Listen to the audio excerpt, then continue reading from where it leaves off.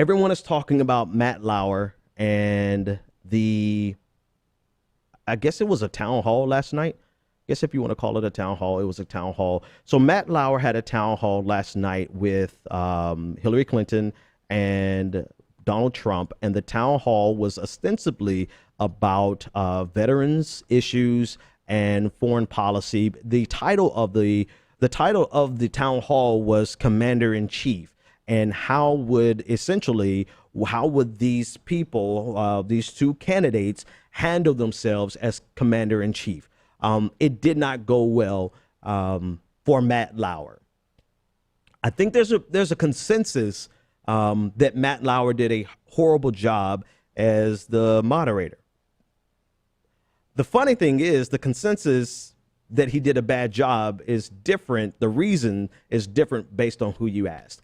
If you asked a Hillary Clinton supporter, I'm hearing so many people just saying that Matt was dismissive, he was misogynistic, and he was interrupting Hillary Clinton, that he was asking too many questions about emails. If you ask a Donald Trump supporter, they say that he wasn't hard enough, or that he was too easy on Hillary Clinton, or the consensus is that he did bad. It's just everyone's reason for him doing bad were different. If you ask journalists, there's a great piece in The Intercept by Zaid Jalani talking about the fact that, and this is really my beef with the forum, was that out of all the time spent, particularly with Hillary Clinton and with Donald Trump for that matter, there was very little substance that was discussed.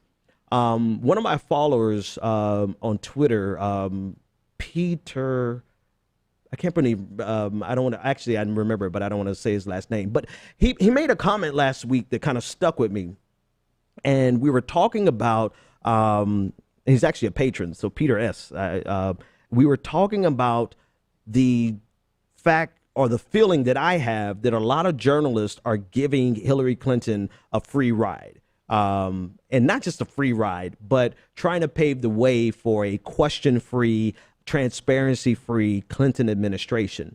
And Peter jumped into the conversation and said that his take on it is that he would rather see journalists actually ask policy questions instead of focusing on the basically tabloid headlines, which makes it seem like Hillary is in a competitive race with Donald Trump from a policy position, when in actuality, on policy, they're like, you have someone who's qualified and someone who is just probably just behind Gary Johnson on the issues, truth be told, right? And so I chewed on that a lot, and I thought about that. But then last night was the perfect example, right? Matt Lauer spent the majority of the time with Hillary Clinton on emails, when the entire thing should have been about foreign policy, her positions, what is she going to do about ISIS? What is she going to do? There was no time left for questions on policy. And the questions that came on policy actually came from the veterans instead of the moderator. So it was a perfect example of what Peter was asking me mentioning last week, was that here's an opportunity to ask questions on policy, and we focus on the tabloid things. And of course, the tabloid thing, it may be hyperbolic, because there are serious issues, questions that people could ask about the emails. But was this the place to do it when there's so many other things that have to be addressed with regard to Hillary Clinton's position towards Russia, with regards to a no-fly zone in Syria? Are we going to put troops on the ground in Iraq? Hint, hint, hint, there's some already there. There are all these things that we could have talked about, we didn't. And so from a journalistic perspective, it was a complete failure, because it was more about what people thought, or what maybe polls were telling them people wanted to hear, or maybe he thought that he would get more clicks talking about the emails, when in reality, people were looking for a substantive conversation. And with Donald Trump, it was very similar. He asked about Donald Trump's temperament. Do you have the temperament to be the commander in chief? Instead of confronting Donald Trump on the failings of his proposed policies. The Intercept piece by Jelani points out that 8 hours before the event last night, Donald Trump outlined a massive expansion in troops, in ships, and that will cost billions upon billions of dollars. And not a single question last night, even after 8 hours, a full business day to prepare and ask about these new policies being forwarded by Donald Trump, not a single question, nothing.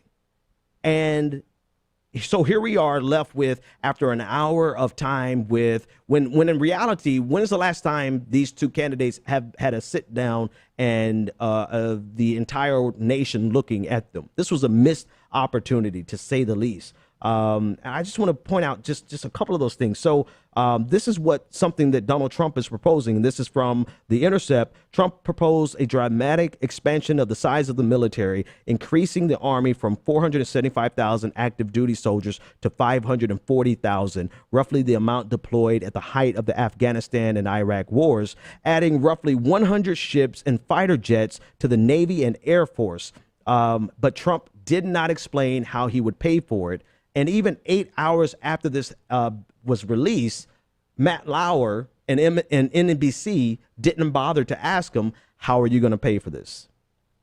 So from that perspective, it was really a wasted opportunity. You know, a third of the interview with Hillary Clinton was about emails. Of course, he asked about Iraq being a mistake. But again, these are things that I think hundreds, if not thousands, of articles have been written about that single comment, about the fact that it was a mistake for her to vote, that she believes it was a mistake to vote for the Iraq war. So that's where his energy was. But then there was a question that came from the audience that I wanted to play that I think is worthwhile unpacking. There was an Army veteran in the audience who asked Clinton to describe her plan to defeat the Islamic State. And this is another place where Matt Lauer fell apart, because after spending so much time on the emails, when it came to a substantive question, what are we going to do about ISIS? What are your plans for ISIS? Matt Lauer had to say, do it as briefly as you can.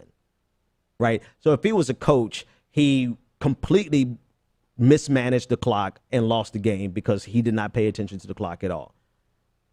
But the clip that I want to say, that I want to play, is of a veteran who had a serious question that I think should be asked of Hillary Clinton. Thank you. Secretary Clinton, to your point, you have had an extensive record with military intervention. How do you respond to progressives like myself who worry and have concerns that your hawkish foreign policy will continue? And what is your plan to end wasteful war campaigns in which our peers, service women and men, continue to be killed and wounded? Well, I assume you're talking about Iraq because of my vote, and you probably are talking about Libya because of the role that I played in the administration's decision about whether to take on Gaddafi. Mm-hmm. But before I get to that, let me say very clearly, I view force as a last resort, not a first choice. Wow. I will do everything in my power to make sure that our men and women in the military are fully prepared for any challenge that they may have to face on our behalf. But I will also be as careful as I can in making the most significant decisions any president and commander-in-chief can make about sending our men and women into harm's way. So that's the question that should have been allowed a follow-up, but there wasn't even a follow-up allowed because Matt Lauer mismanaged the clock. And so the follow-up that I would want to know would not know, but I would offer would be her attitude towards so many incidents that shows that she has a willingness, a very direct willingness to engage in regime change and to engage in militarily. You know, her answer was solid, right? It's a standard answer that you would expect from a president.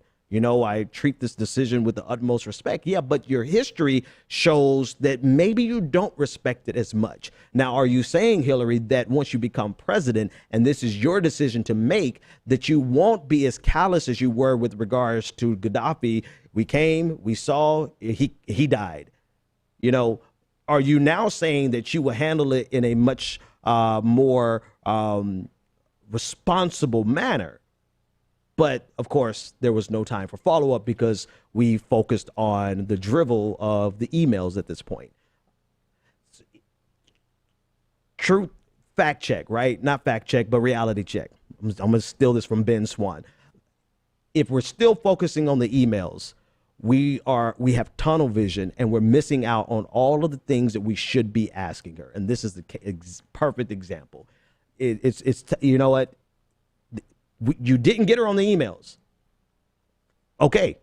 But we have a lot of questions that still need to be asked and have answered. And this is a perfect example of what happens when we allow the conversation to be controlled by what drives a news cycle versus what's important to American foreign policy.